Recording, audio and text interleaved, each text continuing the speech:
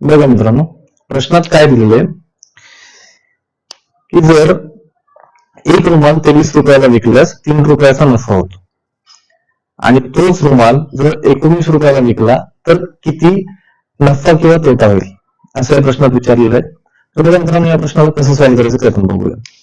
जर एक रुमाल 23 रुपयाला विकल्यानंतर 3 रुपयाचा नफा होतो, म्हणजे त्या रुमालाची विक्री किंमत असणार आहे मित्रांनो 20 रुपये, बरोबर ना. आणि 20 रुपये म्हणजे विक्री किंमत म्हणजे आपल्या भाषेत 100% असणार आहे. आणि आपल्याला काढायचं आहे की जर 19 रुपयाला ती किंमत विकली तर किती शेकडा नफा किंवा तोटा झाला. आता इथं तुम्हाला विक्री किंमत दिलेली आहे 20 रुपये, म्हणजे याचा अर्थ जर तुम्ही तो रुमाल 19 रुपयाला विकताय म्हणजे तुम्हाला नफाच तोटा होणार आहे, बरोबर. मग आता तो तोटा आपल्याला करायचा पर्सेंट मध्ये.